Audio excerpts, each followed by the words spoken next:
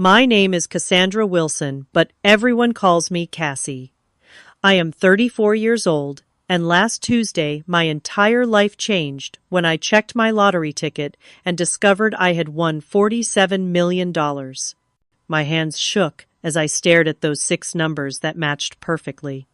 After the initial shock wore off, a strange thought crossed my mind. I would tell absolutely no one about this money. You see, I have a complicated history with my family when it comes to finances. If you are watching this right now, drop a comment letting me know where you are viewing from. Before I tell you about this life-changing decision, hit like and subscribe to hear more real stories about family loyalty and betrayal that might just change how you see your own relationships.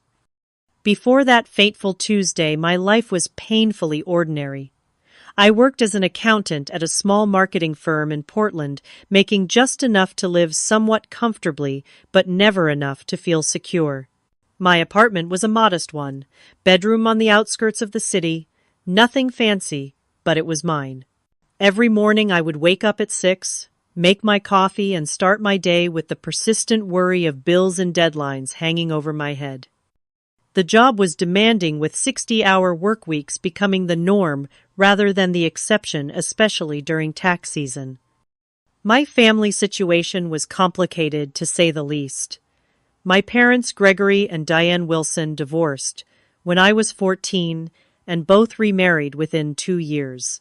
My father, Gregory, a high school physics teacher, married Stephanie, a real estate agent, with expensive taste and an even more expensive lifestyle.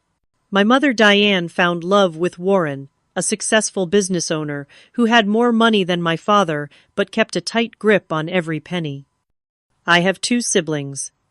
My younger sister, Lisa, is 30 and has always been the golden child. She graduated from an Ivy League university, married a surgeon named Paul, and now lives in a beautiful house in the suburbs with their 2 perfect children. Then there is my older brother Jason, 36, who despite his charm and intelligence has never quite figured out his life. He bounces from job to job, relationship to relationship, and has made borrowing money from family members something of an art form. The pattern was always the same desperate call, emotional plea, promise to pay it back, then radio silence until the next crisis. Extended family was no less complicated. My Aunt Martha, my mother's younger sister, was perhaps the only genuine person in our family circle. Despite living paycheck to paycheck as an elementary school teacher, she always found ways to show up when it mattered. She drove an ancient Honda that made alarming noises, lived in a small apartment filled with books and plants, and never complained about her circumstances. In stark contrast was my Aunt Heather, my father's older sister, who had married wealthy and never let anyone forget it. She spent holidays critiquing everyone's life choices and making backhanded comments about my career, apartment, and perpetually single status. My cousin Ryan, her son, had inherited her entitlement, but none of her financial success, and had a gambling problem that the family pretended not to notice. My history with financial assistance in the family had left me jaded. When Jason needed $5,000 for rehab 3 years ago, I emptied my modest savings account to help him, only to discover months later that he had never actually gone to treatment. When Lisa needed help with her wedding costs, I put $2,000 on my credit card that she promised to pay back after the honeymoon. 5 years later, I was still waiting. When my father needed a loan to repair his roof after a storm, I sent what I could only to see photos of him and Stephanie vacationing in Cancun the following month. The only person who knew the full extent of these betrayals was my best friend Charlotte. We had met in college, and unlike most relationships in my life, ours had remained constant. Charlotte worked as a nurse, understood struggle, and never judged my complicated feelings about my family. She was the voice of reason when I felt myself becoming bitter, reminding me that not everyone was out to take advantage of me. At work, things were not much better. My boss Arnold had a habit of taking credit for my ideas during meetings with clients. My colleague Derek consistently left early, leaving me to pick up his slack, yet somehow always managed to get the recognition I deserved. Despite being underappreciated, I kept my head down and continued to work diligently, hoping someday it would pay off. Buying lottery tickets was my one small indulgence, a weekly ritual that my family loved to tease me about. Every Friday, I would stop at the corner store and spend $10 on tickets. My mother called it a tax on people who could not do math. My brother joked that I should just give him the money directly instead of wasting it. My father lectured me about probability and statistics. But there was something hopeful about those tickets, a tiny chance at freedom that I could not bring myself to give up, even as years passed without winning more than $20 here and there. I had dreams, of course. I wanted to travel to see places beyond the Pacific Northwest. I wanted to go back to school, maybe get a master's degree in something I was actually passionate about. I wanted to have enough savings that an unexpected car repair would not send me into a financial tailspin. But these dreams seemed increasingly distant as I approached my mid-30s, still paying off student loans and carrying a small but persistent credit card debt that never seemed to diminish despite my careful budgeting. Each month was a careful balancing act of bills, groceries, and the occasional dinner out with Charlotte. I clipped coupons, compared prices, and knew exactly which store had the best deal on everything from toilet paper to coffee. I drove a 10-year-old Corolla that made a concerning noise when it rained, but could not afford to replace it. I had mastered the art of appearing perfectly fine while constantly calculating costs in my head, wondering if I could afford to say yes to an invitation or if I needed to invent an excuse to stay home. This was my life before everything changed. Ordinary, sometimes difficult occasionally, lonely, but stable in its own way. I had no idea how a single piece of paper was about to completely upend everything I thought I knew about myself and the people I called family. The day I bought the winning ticket was actually my 34th birthday.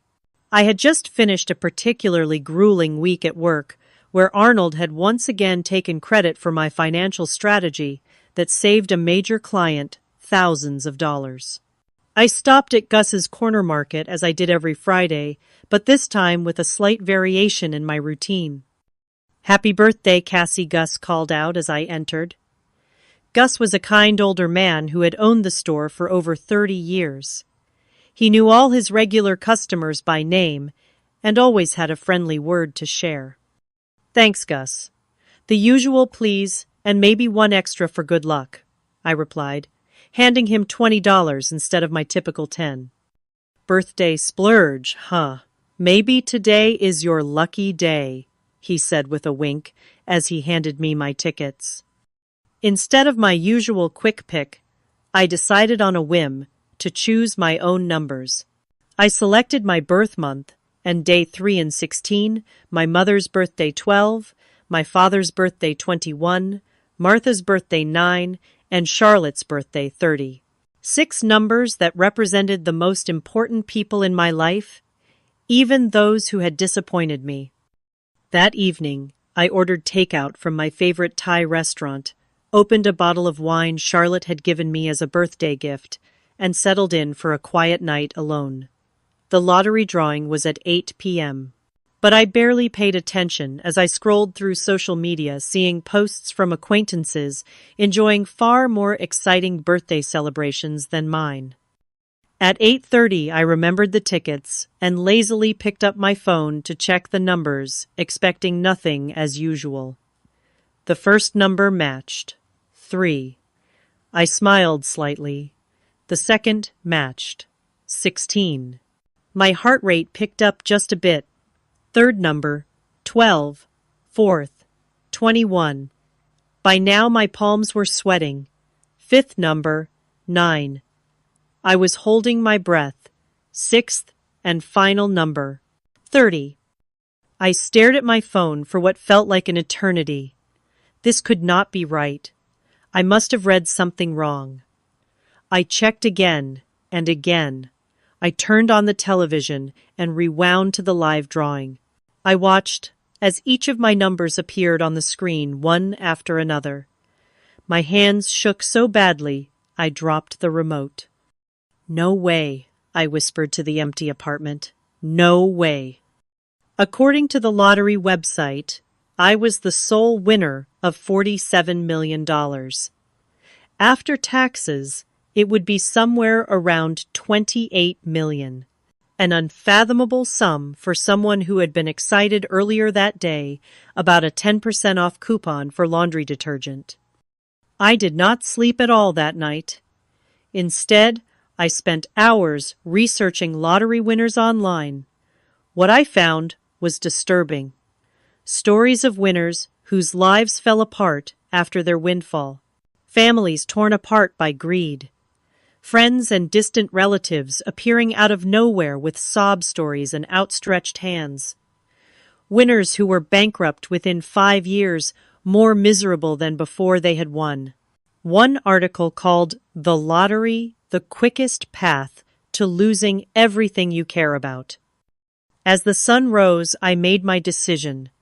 I would claim the money, but I would tell no one. Not my parents, not my siblings, not even Charlotte, at least not right away.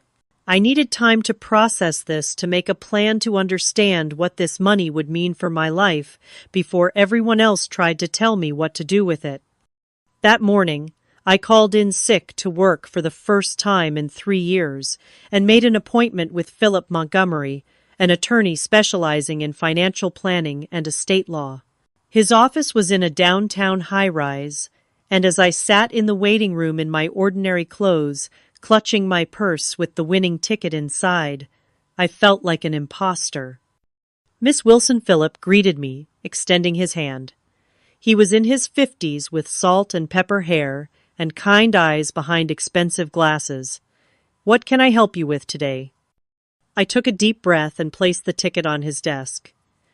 "I need to know how to claim this without anyone finding out it was me." His eyes widened briefly as he examined the ticket, then he nodded professionally. "I see. Well, you have come to the right place." Over the next 2 hours, Philip explained my options. In our state, lottery winners could claim prizes through trusts or legal entities that would keep their identities private. He outlined the process of setting up a blind trust, how taxes would work, and the importance of assembling a team of financial advisors to help manage such a large sum. The biggest mistake winners make, he told me, is telling too many people too quickly. Once that happens, there is no going back. I nodded, relieved that my instinct had been correct. I want to do this right. I do not want this money to ruin my life. As I left Philip's office with a folder full of documents and a list of next steps, I felt a strange mix of excitement and dread. I had more money than I had ever dreamed of, yet I could not share this life-changing news with anyone. I would be living a double life, pretending to be the same struggling accountant while secretly being a multimillionaire. Over the next 2 weeks, I worked with Philip to establish the trust, claim the winnings, and set up investment accounts. We created a comprehensive financial plan that would ensure I would never have to worry about money again, even if I lived to be 100. The money was real now, sitting in accounts under my control, yet my day-to-day life remained unchanged. I still went to work, still complained about bills with coworkers, still drove my old Corolla. The secrecy was starting to weigh on me. I found myself wondering about my family. Would they be happy for me if they knew? Would they respect my boundaries, or would they see me as nothing more than a walking ATM? The questions haunted me, and gradually an idea began to form. What if there was a way to find out how my family would react to my newfound wealth without actually revealing it? What if I could test their character before deciding who to share my secret with? The plan crystallized one night as I lay awake, staring at the ceiling. I would create a scenario where I needed financial help. Not a huge amount, but enough to be significant. I would approach each family member with the same story, the same request, and see who would help me without the prospect of gaining anything in return. Only then would I know who deserved to be part of my new life. The next day, I met with Philip again to ensure my finances were properly secured before proceeding with my plan. We had established a diverse investment portfolio, set up trusts for future charitable giving, and created a modest personal account that would allow me to access funds without raising suspicion. The bulk of the money was safely invested, untouchable by anyone but me. "Everything is in order," Cassandra Phillip assured me, sliding a folder across his polished desk. "Your financial future is secure. You could stop working tomorrow if you wanted to." The thought was tempting, but I knew an abrupt lifestyle change would raise questions. I was not ready to answer. "I think I will stay at my job for now," I replied. "At least until I figure some things out." That evening, I invited Charlotte over for dinner. As we sat on my small balcony with glasses of wine, I decided to share part of my plan with her. I could not keep everything bottled up, and I trusted her more than anyone. "I am thinking about conducting a sort of experiment with my family," I began carefully. Charlotte raised an eyebrow. "What kind of experiment?" I took a deep breath. "I am going to tell them I lost my job and need financial help, just to see who actually cares enough to help me when I need it." Charlotte's expression shifted from curiosity to concern. "Cassie, that seems manipulative." "Why would you do that?" "Because I am tired of being the only one who helps when others need it," I said, not quite meeting her eyes. "I want to know who would be there for me if the tables were turned." "But lying to test people, that does not sound like you." Charlotte set down her wine glass. "Why not just ask them how they feel about you? Have an honest conversation." I laughed without humor. "Right, because my family is so great at honest conversations. You know how they are, Charlotte. You have seen how they treat me." "Still, this feels wrong. What are you trying to prove?" "I am not trying to prove anything," I insisted, though that was not entirely true. "I just want to know who actually cares about me versus who sees me as a resource." Charlotte shook her head. "I think you are going to hurt yourself more than anyone else with this. But I know that look in your eye. You have already made up your mind." She was right. I had spent that day crafting my story, making sure it was believable, but not so dramatic that it would raise suspicion. I would tell everyone that the marketing firm I worked for had suddenly shut down after losing its biggest clients. I would say I needed $5,000 to cover rent and medical expenses until I found a new position. It was a significant amount, but not outrageous, and certainly not beyond the means of most of my family members. I made a list of everyone I would approach: my mother Diane and stepfather Warren, my father Gregory and stepmother Stephanie, my sister Lisa and her husband Paul, my brother Jason, my Aunt Martha, my Aunt Heather, and my cousin Ryan. 10 people, all of whom had turned to me for help at some point, all of whom I had supported either financially or emotionally when they needed it. The next day, I practiced my story with Charlotte, who reluctantly agreed to help despite her misgivings. "You need to sound genuinely distressed, but not desperate," she advised, "and have specific details ready about the company closing. They might ask questions." I nodded, taking notes. "I will say the CEO had been embezzling funds, and the company is under investigation. That would explain why it happened so suddenly, and why I might not get my final paycheck." "And what about your job search?" "They will ask about that." "I have been applying everywhere, but the job market is tight, especially for specialized accounting positions. I have some interviews lined up, but nothing definite yet, and my emergency fund is depleted from some recent medical tests. I had thought through every detail, creating a scenario that would elicit sympathy without raising too many questions. As I finalized my plan, I felt a twinge of guilt. Was Charlotte right? Was this manipulative and wrong? But then I remembered all the times I had emptied my savings to help these same people, often at great personal cost, and my resolve strengthened. This was not just about testing them. It was about protecting myself and my future. I made a prediction list of how I thought each person would respond. My mother would probably offer some help, but less than I needed. My father would lecture me about financial responsibility, but might send a small amount. Lisa would claim she could not help due to the kids' expenses. Jason would definitely say he had no money. Warren and Stephanie would refuse outright. Aunt Heather would judge me for my poor life choices. Cousin Ryan would promise help that would never materialize. The only person I had real hope for was Aunt Martha. Despite having the least to give, she had always been the most generous with what she had. But even with her, I tried to keep my expectations low. $5,000 was a lot of money for a public school teacher living alone. The plan was set.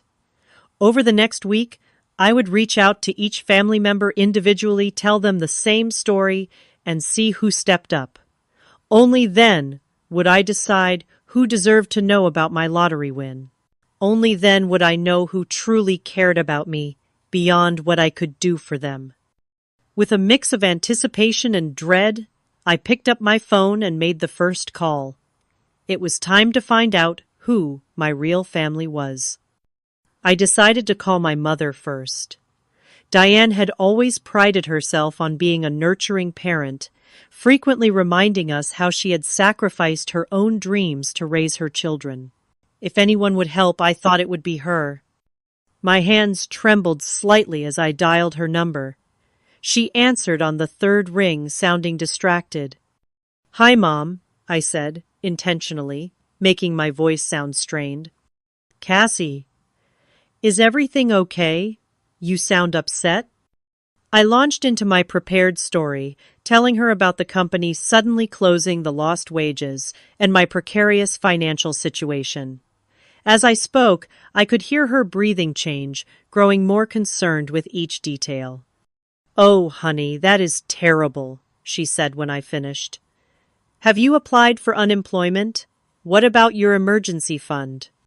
I explained that unemployment would take weeks to process, and that my emergency fund had been depleted by recent medical tests for some concerning symptoms.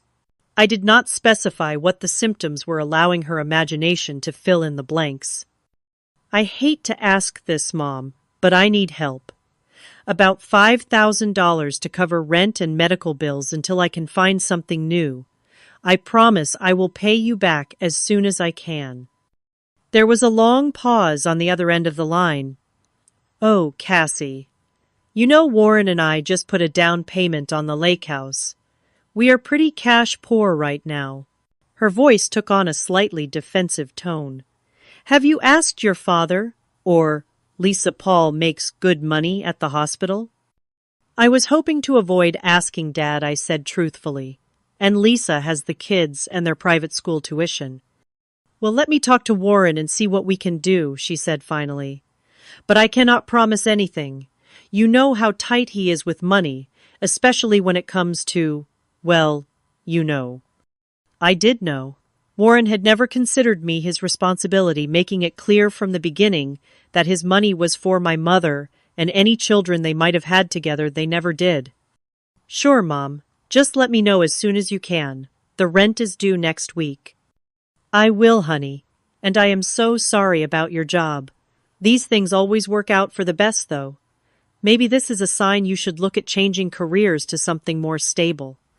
After hanging up, I noted her response in a journal I had started for this purpose. She had expressed concern, but immediately looked for ways to pass the responsibility to someone else. She had not outright refused, but I suspected her conversation with Warren would conveniently result in them being unable to help. The next day, I met my father Gregory for coffee.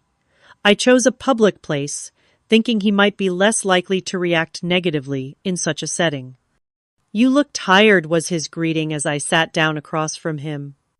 I gave him a weak smile and launched into my story. His face remained impassive as I spoke, occasionally nodding or frowning at certain details. When I finished, by asking for help with the $5,000, he leaned back in his chair and crossed his arms. "Cassandra, I have always taught you about financial responsibility," he began, slipping into his teacher voice. "This is exactly why I told you to keep 6 months of expenses saved at all times. What happened to that plan?" "Life happened, Dad," I replied, trying to keep the frustration out of my voice. "Medical bills, car repairs. Not everyone can afford to set aside that much money." He sighed heavily. "And now you expect others to bail you out. What about your spending habits? Do you really need that apartment in that neighborhood?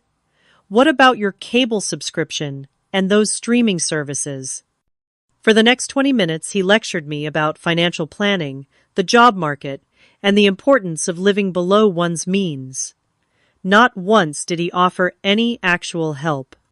"I would love to help you, Cassie, but Stephanie and I are focusing on our retirement right now. We cannot afford to dip into those funds. It would be financially irresponsible." He patted my hand patronizingly. "This will be a good learning experience for you. Sometimes we need to hit rock bottom before we make necessary changes." I nodded, fighting back tears that were only partly for show. Even expecting this response, it hurt, to hear him dismiss my needs so easily. My sister Lisa was next. I drove to her beautiful suburban home on a Saturday afternoon. Her husband Paul was golfing, giving us privacy to talk. "Cassie, what a surprise!" she exclaimed when she opened the door. "The kids are at their swimming lessons. Come in." Her house was immaculate, with expensive furniture and framed professional family photos on every wall. As we sat in her gourmet kitchen, sipping lattes from her commercial-grade espresso machine, I told her about my situation. "Oh my God, that is awful," she gasped, reaching across the granite island to squeeze my hand. "I cannot believe they would just close like that. Poor you." Her sympathy seemed genuine, and for a moment I felt hopeful. Then I mentioned needing to borrow $5,000. "Oh," she said, her expression shifting slightly. "Well, this is actually not a great time. We just bought the new Audi last month, and the kids' tuition was due. Plus, we are redoing the master bathroom." She glanced around nervously.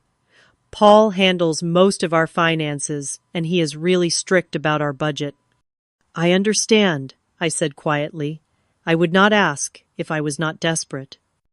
I know," she said quickly. "Let me talk to Paul and see what we can do.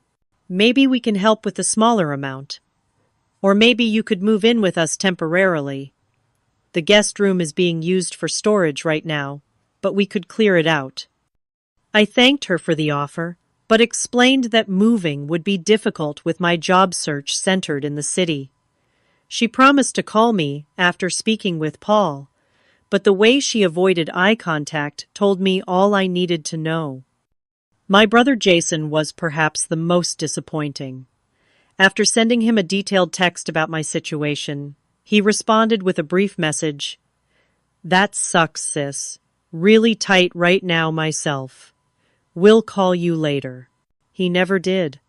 My follow-up messages went unanswered, and when I tried calling him directly, the calls went straight to voicemail.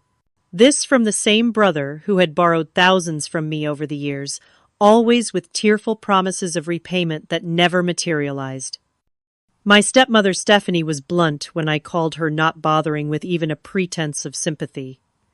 Cassandra, I am sure this is difficult, but Warren and I are not in a position to help.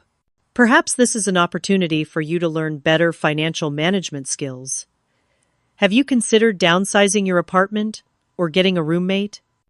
When I pointed out that I had helped them with repairs to their vacation cabin last year, she bristled. That was different. That was a family property that you also enjoy using. The fact that I had only been invited to the cabin once in 5 years apparently did not matter. My stepfather Warren was even worse. You are not my daughter, he said plainly when I called. I have supported your mother for years, but your financial problems are your own. Perhaps you should have chosen a more lucrative career path. My cousin Ryan initially seemed sympathetic, promising to definitely help out. He even suggested meeting for lunch to give me a check. But when the day came, he texted an hour before saying something had come up and he would reschedule. He never did, and eventually stopped responding to my messages altogether. Aunt Heather's response was perhaps the least surprising, but still painful. Well, Cassandra, I always said that company of yours seemed unstable. I told your father you should have taken that job at the bank after college, but no one listens to me. She then proceeded to tell me about all the financial troubles other family members had experienced and how they had overcome them without begging for handouts. By that evening, I had heard from Lisa that Aunt Heather was telling everyone about my financial irresponsibility. After a week of rejections, half promises, and outright silence, I was emotionally exhausted. The experiment had confirmed my worst fears about my family, but the reality was still painful to accept. 7 people who had repeatedly asked for and received my help over the years could not or would not return the favor when I needed them. Then my phone rang. It was Aunt Martha. Cassie, honey, I just heard from your mother about the job. Are you okay? Her voice was warm with genuine concern. I had not actually reached out to Martha yet, planning to call her the next day. The fact that she had called me first after hearing about my situation secondhand spoke volumes. I am hanging in there, I said, the emotion in my voice now entirely real. Listen, I want to help. Can we meet for lunch tomorrow? My treat, of course. The next day we met at a small diner near her apartment. Martha looked exactly as she always did, her silver-streaked hair pulled back in a simple ponytail, wearing jeans and a cardigan with mismatched buttons. She hugged me tightly before we sat down. I am so sorry about your job, sweetheart. That company never deserved you anyway. As we ate, she asked thoughtful questions about my job search and offered to reach out to some former colleagues who had connections in the business world. Then, after our plates had been cleared, she reached into her purse and pulled out an envelope. I want you to take this, she said, sliding it across the table. It is $3,000. I know it is not the full amount you need, but it should help with the rent at least. I stared at the envelope in shock. Martha, I cannot take this. This is too much. Nonsense. Family helps family. And I want you to know something else. She reached across the table and took my hand. If you need a place to stay to save on rent, my sofa pulls out into a bed. It is not fancy, but you are welcome to stay as long as you need to. Tears filled my eyes, and this time they were completely genuine. Thank you, I whispered, overwhelmed by her generosity. Now do not you worry about paying this back right away, she continued. Get back on your feet first. Find a job you actually like this time. Life is too short to work somewhere that does not appreciate you. As we left the diner, Martha hugged me again. You are going to be okay, Cassie. You are smart and capable. This is just a bump in the road. Driving home, I clutched the envelope, containing $3,000 more money than I knew Martha could comfortably spare. The contrast between her response, and the rest of my families could not have been more stark. The only person who had offered genuine help was the one with the least to give. After meeting with Martha, I did some research that left me stunned.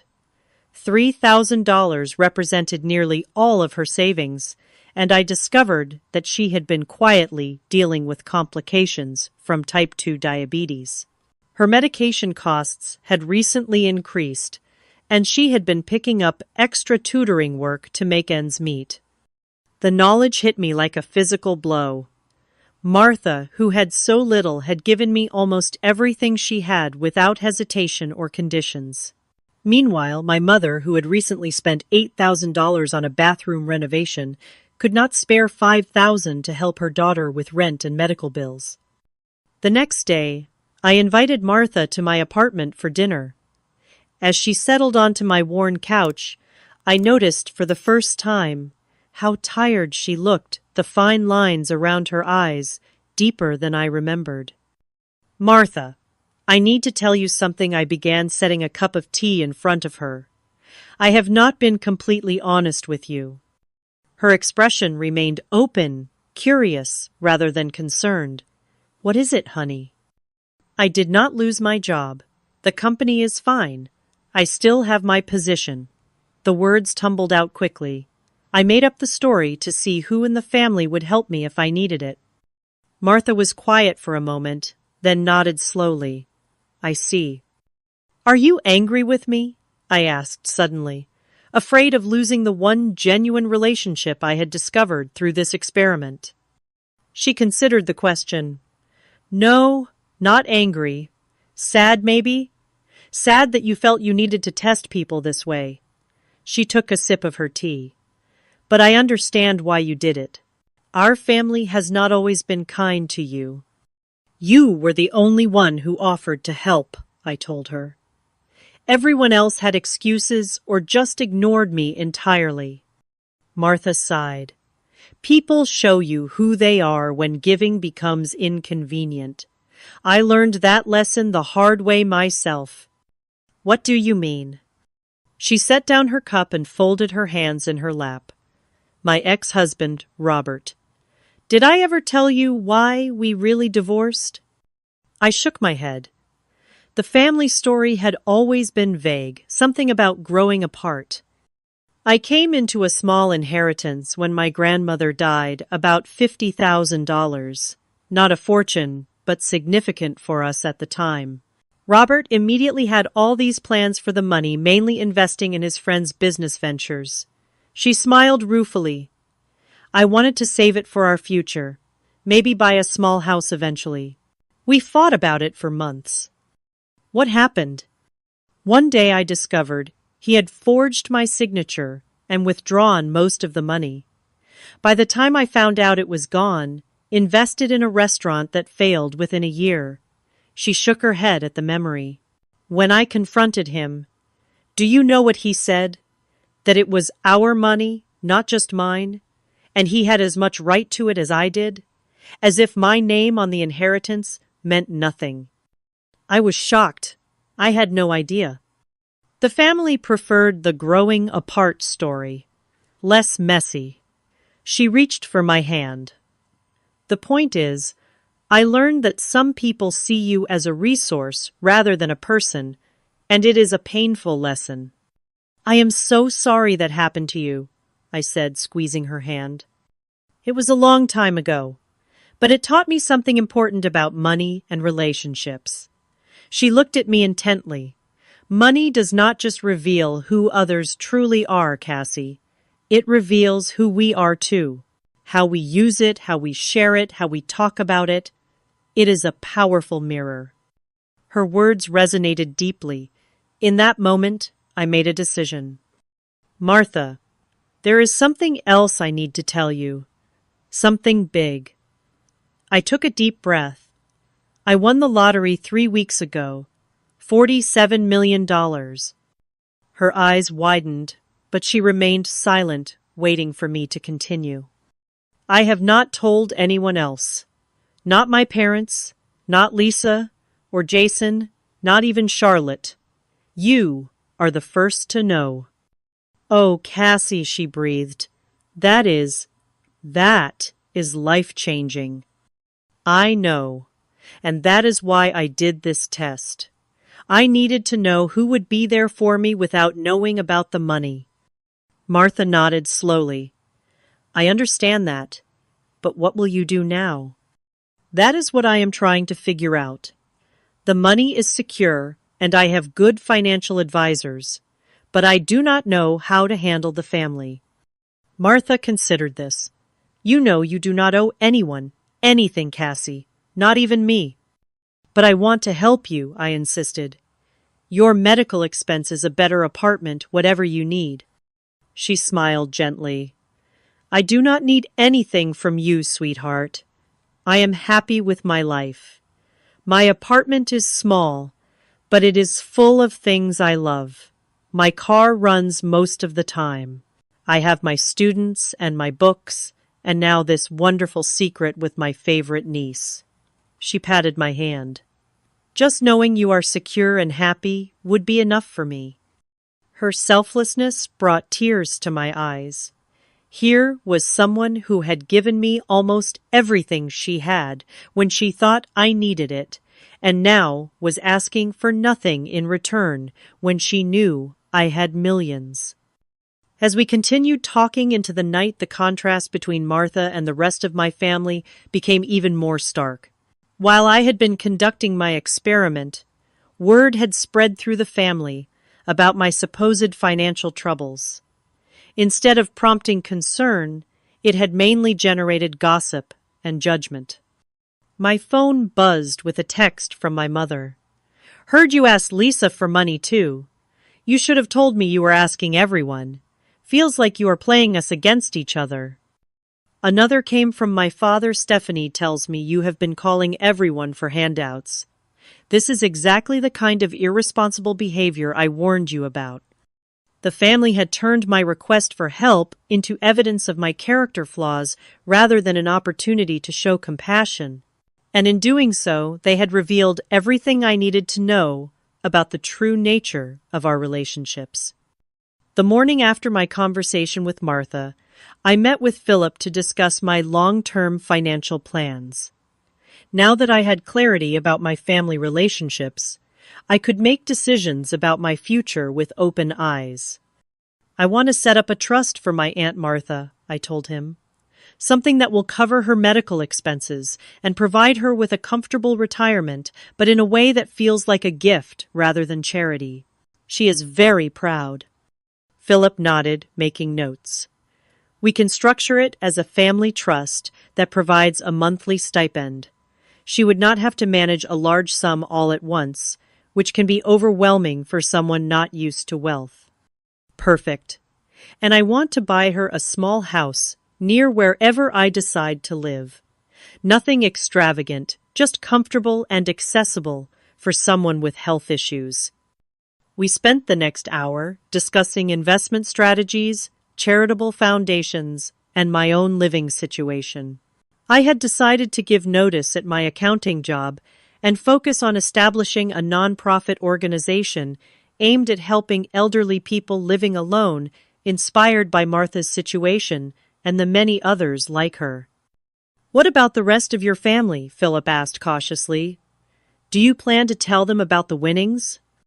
I shook my head. "Not right now, maybe not ever. But I do want to arrange a family meeting to clear the air about my financial troubles." Later that day, I called Charlotte and finally told her the truth about everything, the lottery win and the family experiment. After her initial shock, she understood why I had kept it secret. "So what now?" she asked. "Are you going to become one of those eccentric millionaires who still clips coupons and drives a beat-up car?" I laughed. "No, but I am not going to suddenly start buying Bentleys either. I want this money to mean something, to do good, starting with Martha." "She deserves it," Charlotte agreed. "And what about everyone else? The ones who failed your test?" "I am still figuring that out. I have called a family meeting for this weekend. I told them I have an important announcement." When Sunday arrived, I was surprised to see everyone show up at my apartment. My mother and Warren, my father and Stephanie Lisa, and Paul, even Jason, who had been ignoring my calls for weeks. Aunt Heather arrived with a disapproving frown already in place. Aunt Martha came last, giving me a secret smile as she entered. As everyone settled into my small living room, looking around with varying degrees of curiosity and judgment, I stood before them feeling strangely calm. "Thank you all for coming," I began.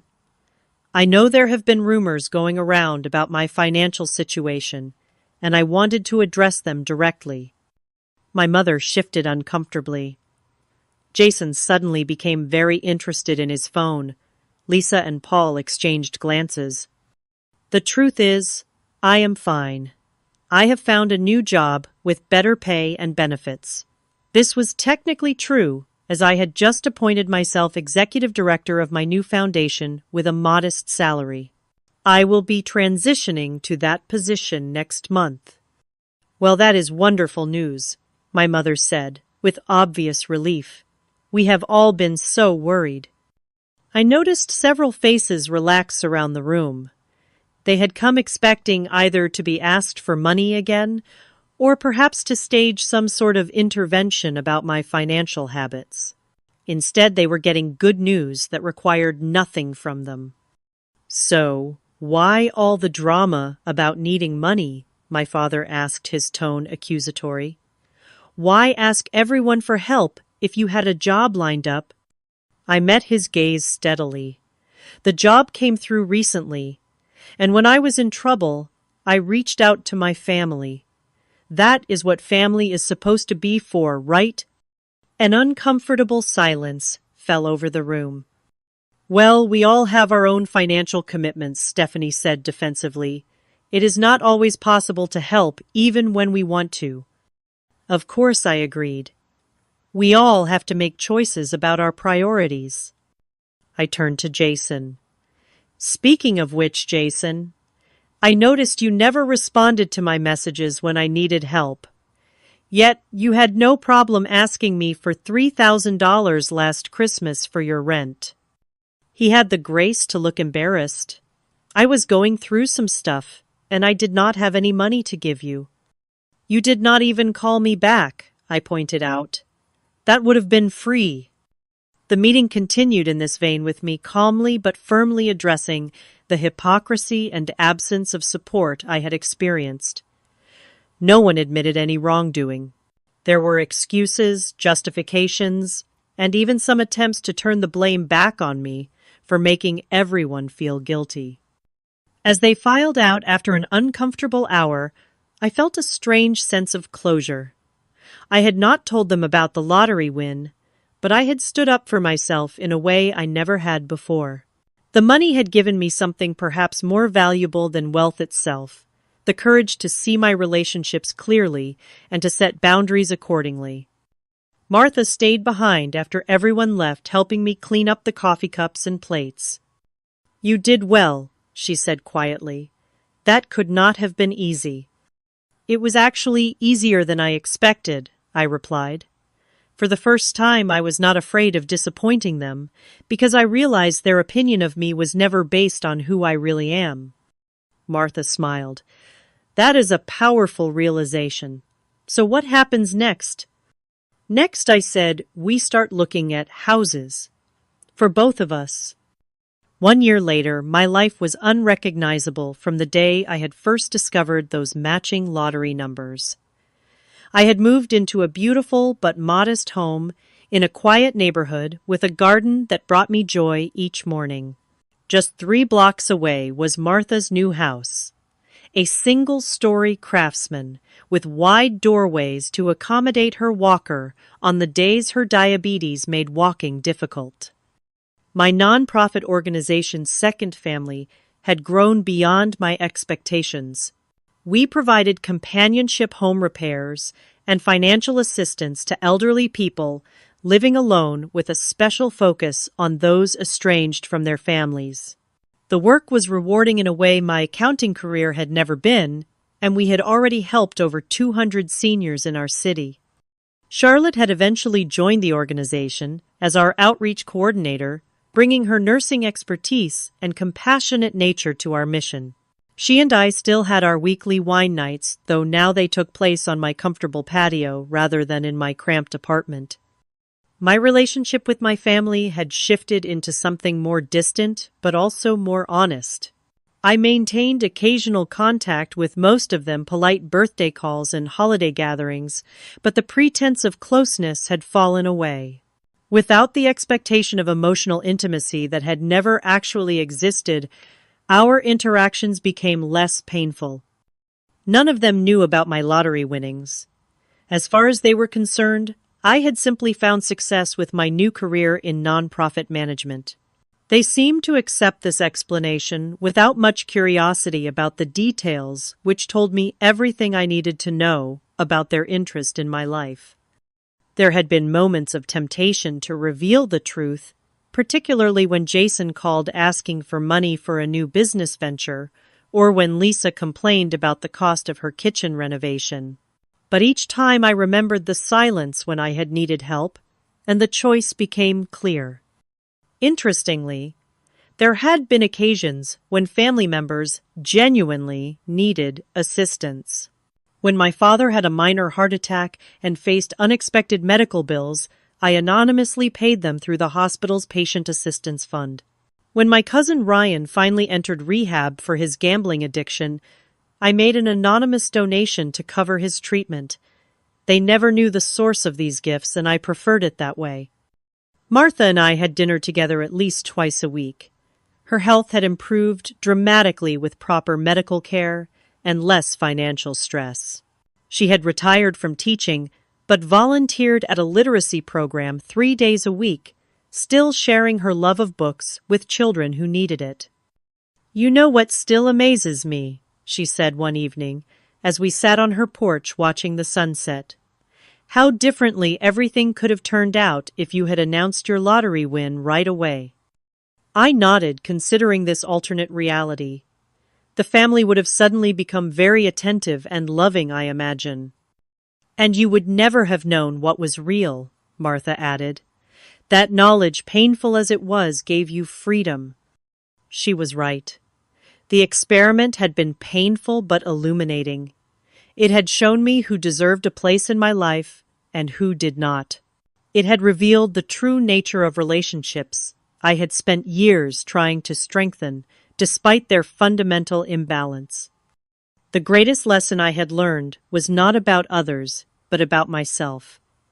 Before the lottery, I had defined my worth by what I could give to others, constantly trying to earn love through sacrifice and generosity.